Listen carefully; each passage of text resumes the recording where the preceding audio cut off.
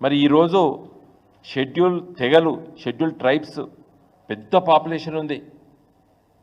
బంజారాస్ ఉన్నారు, కోయా కమ్యూనిటీకి సంబంధించిన వాళ్ళు ఉన్నారు, అదేవిధంగా మరి గోండ్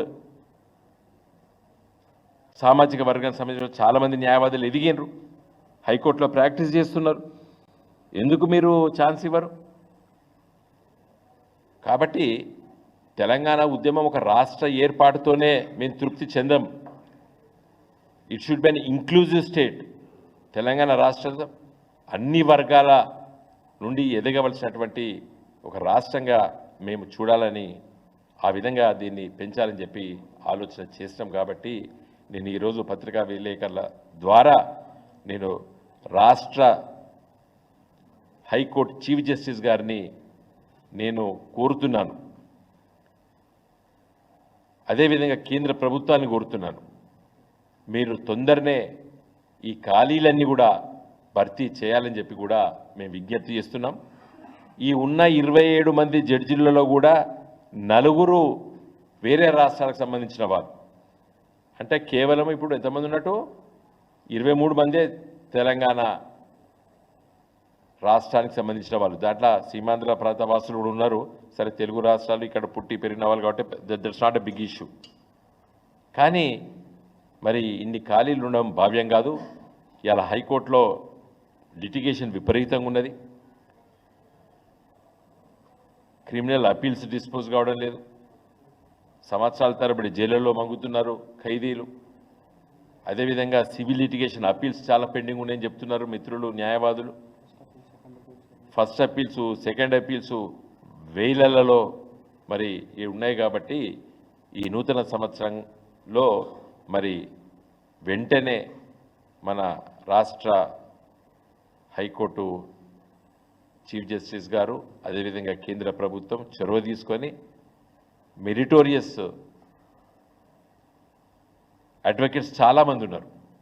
మరి వాళ్ళకందరికీ మీరు ఒక ఇంక్లూజివ్గా, ఒక సోషల్ జస్టిస్ దృక్పథంతో ఫిలప్ చేయాలని చెప్పి నేను కోరుతున్నాను. ఇది మొదటి అంశం. రెండో అంశము, మా మిత్రులు ఇప్పుడే మరి రాజశేఖర రెడ్డి గారు, వివేకానంద్ గారు ఎమ్మెల్యేలు చాలా విషయాలు మీ ముందు ప్రస్తావించారు. దాంట్లో ఒక విషయం, ఈ మెట్రో గురించి నిన్న రేవంత్ రెడ్డి గారు షామీర్పేట వారికి, జేబీఎస్ బస్ స్టాండ్ నుండి షామీర్పేట వారికి, అదేవిధంగా మరి భవన్పల్లి నుండి మెడ్చల్ వరకు ఈ 2 కూడా మెట్రోస్ను మీరు ఆలోచన చేయాలని చెప్పి ఎన్విఎస్ రెడ్డి గారు మెట్రో సిఎండి గారిని ఆదేశించినట్టు ఇలా పత్రికలో చూసినాం. చాలా సంతోషం. రేవంత్ రెడ్డి గారికి ధన్యవాదాలు కూడా చెప్తున్నాం. ఇది చాలా లాంగ్ పెండింగ్ ఇష్యూ ఉన్నది. కానీ దీంట్లో ఒక ఇంట్రకసీ ఉన్నది. మీరు మెట్రో షామీర్పేట వరకు అంటే కేవలం మెట్రోనే వేస్తే మాత్రము ఉత్తర తెలంగాణ జిల్లాలకు చాలా నష్టం జరుగుతుంది. ఇప్పుడు ఆసిఫాబాద్ జిల్లా, మంచిర్యాల జిల్లా, పెద్దపల్లి జిల్లా, కరీంనగర్ జిల్లా, సిద్దిపేట జిల్లా, మేడ్చల్ జిల్లా, 6 జిల్లాలకి రాజీవ్ రహదారి ద్వారా హైదరాబాద్కు చేరుకుంటారు. కరీంనగర్ నుండి మేము నిత్యం ప్రయాణం చేస్తాము. 1:30, 1:40 నిమిషాల షామీర్పేట వరకు వస్తాం. షామీర్పేట వచ్చిన తర్వాత సికింద్రాబాద్ జేబీఎస్ బస్ స్టాండ్ రావాలంటే 1 గంటన్నర పడుతుంది. కాబట్టి మీరు మెట్రో ఒకటే వేస్తే సరిపోదు. డబుల్ డెక్కర్ అంటే కింద రోడ్ కమ్ మెట్రో, కింద కార్లు, బస్సులు, రోడ్డు, ప్రయాణానికి రోడ్డు, దానిపైన మెట్రో. దాన్ని ఏమంటారు? డబుల్ డెక్కర్ ఫ్లైఓవర్ అంటారు. Double decker flyover. ఇది నాగపూర్లో నితిన్ గడ్కరీ గారు, కేంద్ర మరి రవాణా శాఖ మంత్రి గారి కాన్స్టిట్యూన్స్ లోపట బ్రహ్మాండంగా వేసుకున్నారు వారు నాగపూర్లో. మరి సక్సెస్ అయింది, సక్సెస్ స్టోరీ అది. అదే పిల్లరు పివి నరసింహారావు ఫ్లైఓవర్ లాగా ఉంటుంది. అదే పిల్లర్ మీద లేసిన తర్వాత మళ్ళా మెట్రో పోతుంది మీదకి. ఇలాంటిది జేబీఎస్ బస్ స్టాండ్ నుండి షామీర్పేట వరకు నిర్మించాలని చెప్పి మేము కోరుతున్నాం.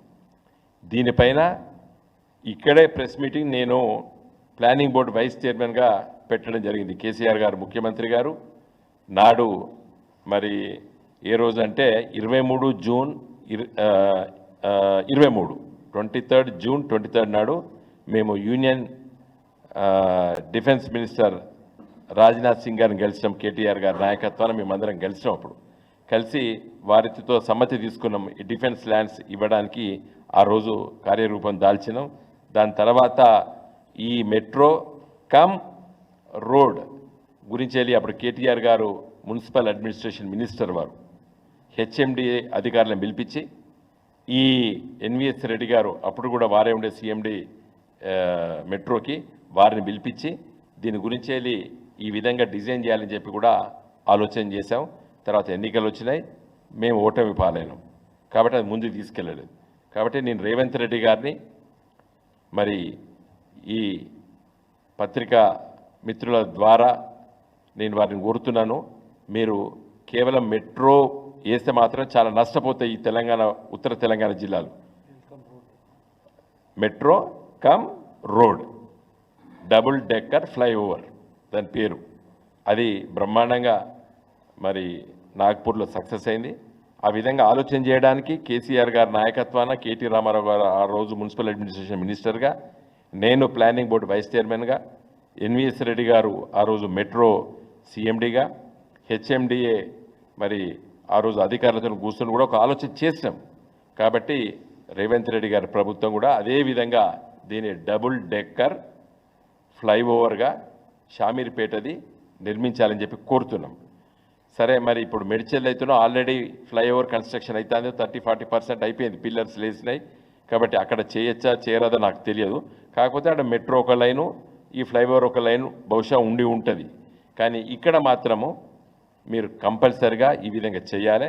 నిన్న రేవంత్ రెడ్డి గారు కూడా పత్రికల వారి ద్వారా తెలిసింది ఏంటంటే అక్కడ లోకల్ ఎంపీ ఈటల రాజేందర్ గారి అభిప్రాయాలు కూడా తీసుకోమని చెప్పిండు.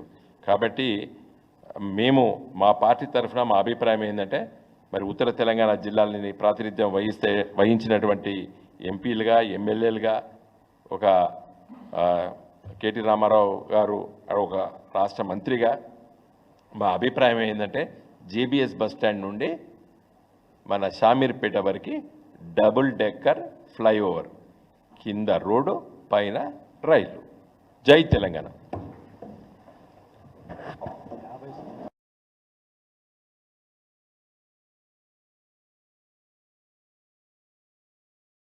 అందరికీ నా హృదయపూర్వక నమస్కారాలు.